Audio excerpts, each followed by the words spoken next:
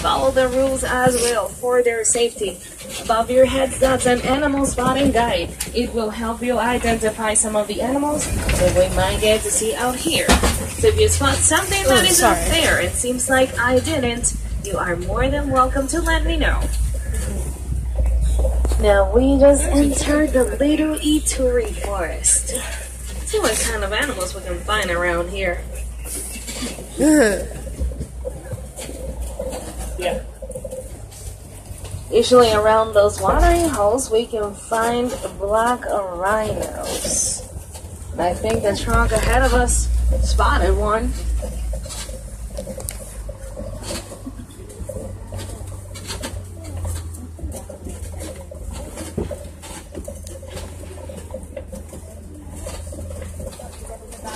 Oh yeah, look, there it is.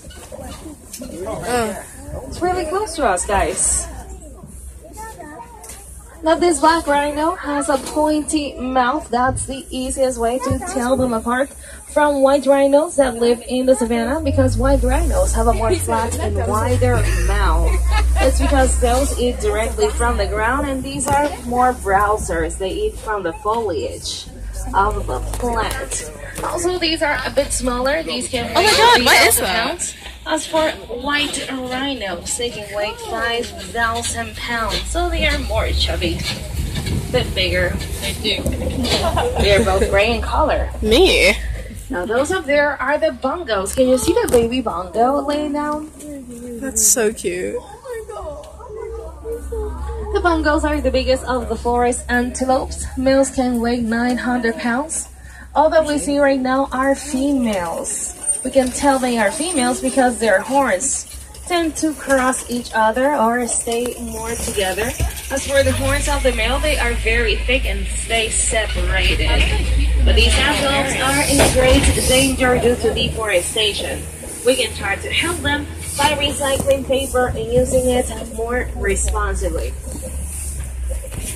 Now we are approaching the Safi River, and this is the home of some of the most dangerous animals in Africa. The people. Like Nile hippos, friends. So keep looking to the right hand. Do you see that hippo inside? Oh, there's two of them inside of the water.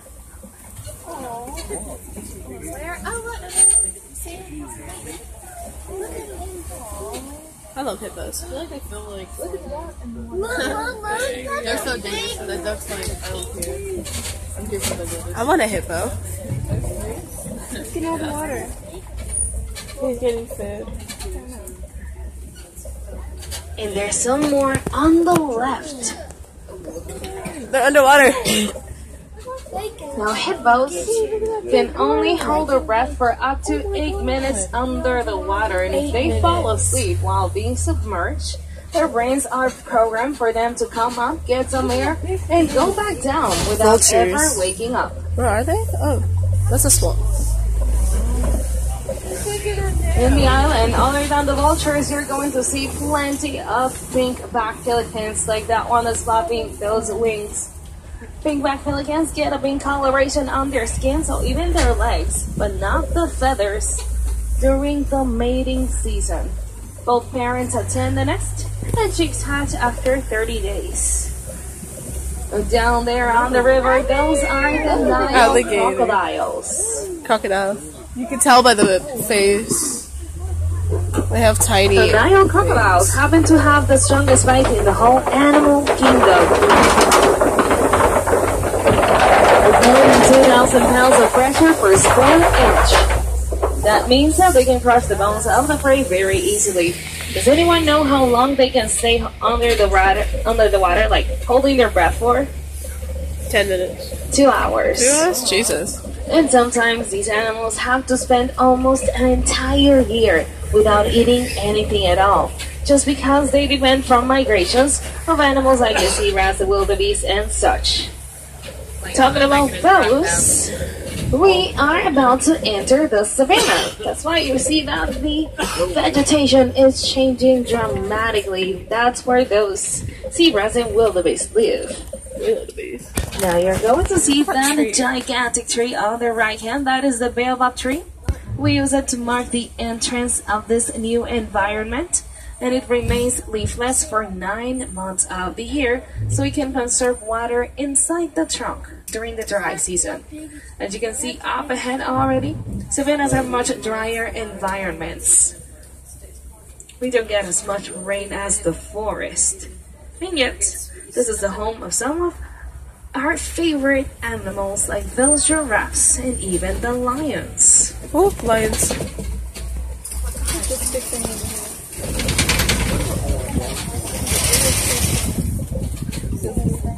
Oh, yeah.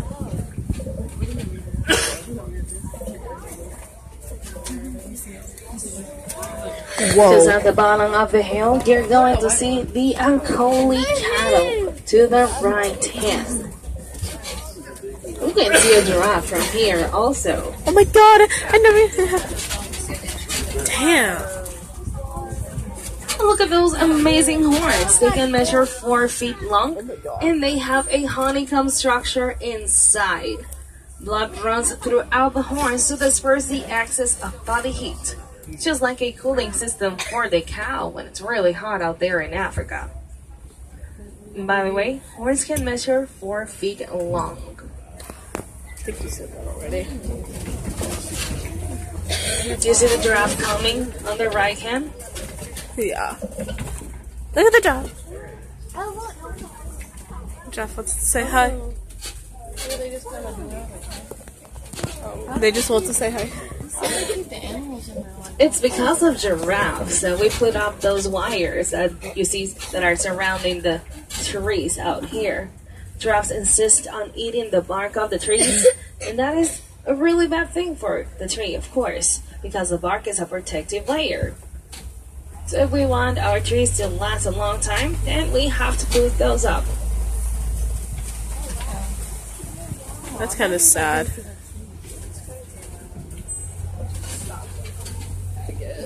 Now, inside that small cave on the left, you're going to see some African wild dogs. Now, these dogs are amazing hunters. They can chase the prey at 40 miles per hour for 20 minutes. The prey eventually drops from exhaustion.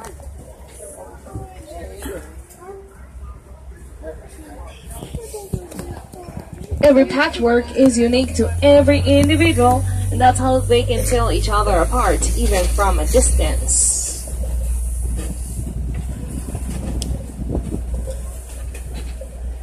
Over the left hand, we're going to see sable antelopes. Ooh, This is our emblematic animal, and they use those horns for self-defense. So they are really fierce and very brave. They rather expose the horns to the predators and not run away from them. Are these anteater holes? Now you might have noticed that there are some really big termite mounds around here, especially this one. Termite mounds are only made out of dung, dirt, and saliva, and yet they are as hard as concrete. They might look very simple, but they actually possess many ventilation ducts to control the temperature, so it's not too hot nor too cold in there. Giraffes! Oh my god, I want a giraffe.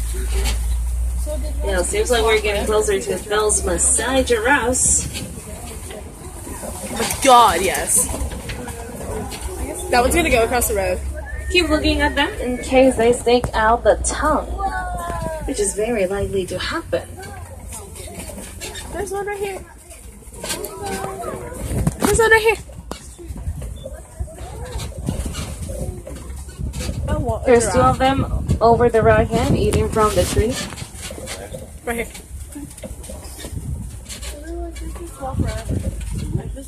A giraffe's tongue can measure 18 inches long, and it's also black, so it doesn't get sunburned. It really makes sense because these animals are going to spend around 20 hours a day eating, and while they do, they stick out the tongue to grasp the vegetation. But these animals only sleep about 30 minutes a day. Oh, God. And they do it standing, since laying down makes them vulnerable. There's another one! Those small ones on the right hand are springboks. More at the back, you're going to see the wildebeest. Look at this beautiful giraffe approaching us, though. Take those pictures. I want to touch it. I don't know why. I'm in the mood to touch it. Oh, it's beautiful. Now, first, talking about the springboks, the smaller ones. Those are pretty awesome antelopes. They can jump 6 feet in the air repeatedly. They can run as fast as a cheetah, about 60 miles per hour. So they are actually in the top 10 fastest animals of the world. And they can go for many years without drinking water, since they get the water that they need from their diet. As for those wildebeest, we can still see them on the right hand. Their name means wild beast, and they sure honor that name because a baby is able to run after 15 minutes of being born. That helps the baby keep up with the group once they are migrating, because they will migrate for about 1,000 miles every single year in search of food and water. But keep those cameras out and ready to the right hand, my friends. Elephants.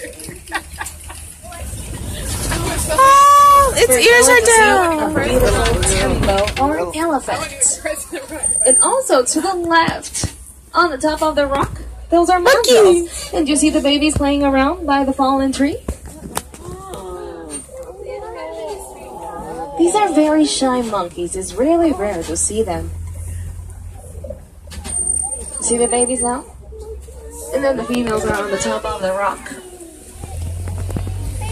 Look at that pool water though. That's Females can weigh up to 40 pounds, males up to 100, and that makes them the biggest of the monkeys. Now, something that we should all envy about those mandrills is that they have pockets in their cheeks to store snacks for later consumption. Oh my god. Now, talking a little bit about that tembo back there, about the elephant. So you can tell it's on its own. There's no more elephants around here. So this one should be a male.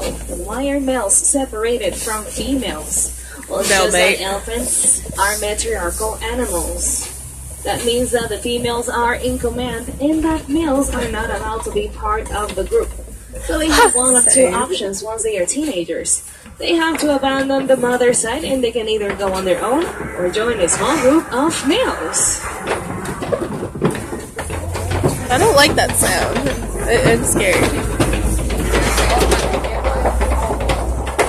They all remain bachelors their entire lives. And will only join the females when females are ready to mate. But it takes some time between one pregnancy and the other because their gestation period is of almost 2 years, 22 months. And after they give birth, they have to take care of the baby for up to 8 years. That's when they stop nursing. Have you seen those markings on the walls? That was done by them. I'll explain it in a second. First, look to your left. Then you will see the herd of the females. I feel so bad for the males, actually. Now, the markings on the walls are there because elephants were eating the rock. So yes, elephants consume rocks as supplements. You see their diet. Oh, look at the baby. You see the baby? So the diet of the elephants is strictly vegetarian. They do not obtain all the nutrients that they need from it. And that's why rocks are so important. They give them some extra minerals. We can still sell the baby from here. The baby looks very small, but it's about a year old and it should weigh close to 1,000 pounds, if not over 1,000 pounds already. Look at these trees, though. You're gonna see that a lot of the adults have a pretty sandy back. And it's because elephants have a very sensitive skin, so they will usually fling sand, mud, and whatever they find all over their bodies, so they can protect the skin from the sun.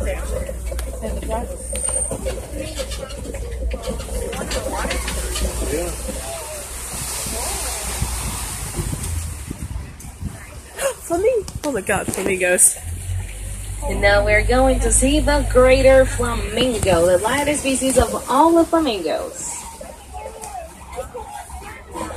I want a flamingo, like, for real.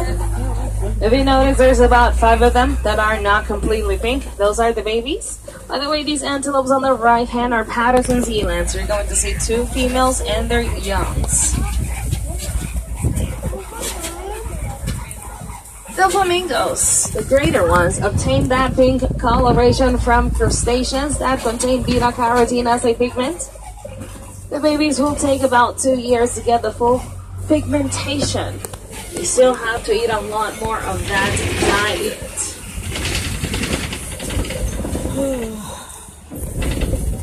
Now friends, if you're looking to the left, you're going to see some items that represent a really big problem for Africa, and that is poaching.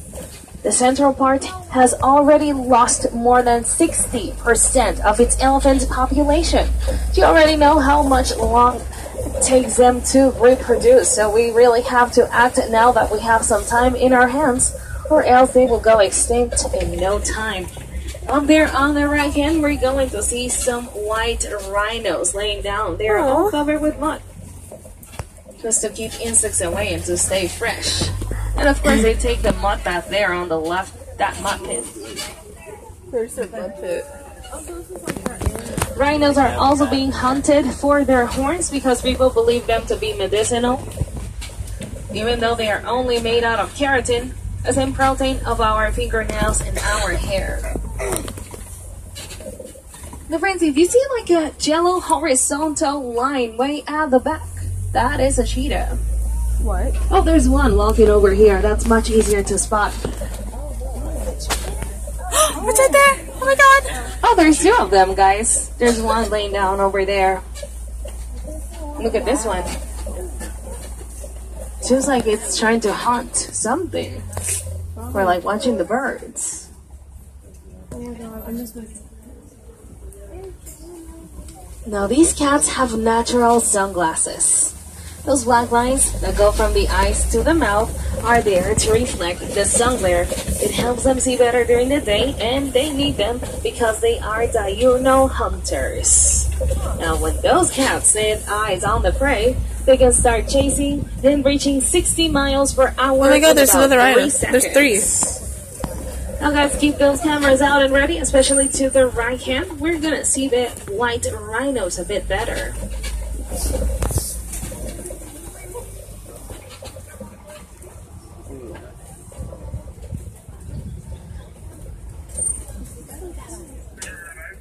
Also, if you turn to the left, you're going to see the lions. Oh my god! There's 1 male and 2 females. Take a quick look to the right hand. You're going to see ostriches and zebras. Oh, I used to have an ostrich. Wait, no, it was actually a emu. Now, the lions sleep from 16 to 20 hours a day. It's very common to just see them sleeping all the time. Yes. Me. They're mostly active during the nighttime. That is when the females go out together to hunt. They have to go together so they can tackle a bigger prey. Meanwhile, the male just stays at home to watch the territory and the cubs, in case another male tries to come and take over. Mr. Mama.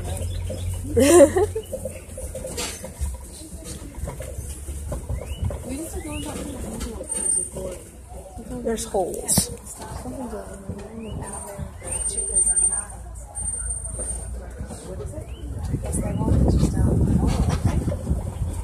What are those holes Now we're for? getting closer to the ostriches, and there's some ostrich eggs. Oh, they're so cute. There's baby warthogs there, guys.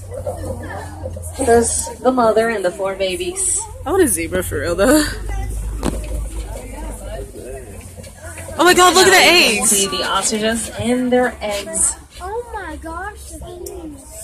Imagine making just like an egg for food. I'm still worried about people, guys. They're so cute! Yep. Ta-bone! So something really impressive about those eggs is that they are so sturdy that in theory we can stand on them without breaking them. That's because the female ostrich has a diet high in calcium to make them like that, and they really need to be strong because the birds are pretty heavy. Males are the ones in charge of the nighttime nesting, and they can weigh over 300 pounds and be 9 feet tall. So they are really big birds, and they are also pretty fast, running at 40 miles per hour. But what's really scary is that their legs are apparently so powerful that they are able to kill a person and also a lion with their kicks. But the two birds that you're going to see on the right hand are not as dangerous as an ostrich. Those are yellow-billed storks. Now these storks, whenever they feel hungry and lazy at the same time, they will wait until hippos or crocodiles go into the water. Gazelles will stir up some creatures in the mud, and then the birds will have dinner without moving a muscle. Could be. So their diet is crustaceans, fish, insects, amphibians, whatever they find there. Sometimes they can even eat smaller birds and small mammals. If it fits in their beaks, they are going to eat it. Now friends, that was the final part of the reserve, and I want you to take home a conservation message. This reserve is actually so big that we can fit Magic Kingdom inside of it and still have some space left. That's how huge our commitment with the conservation of these animals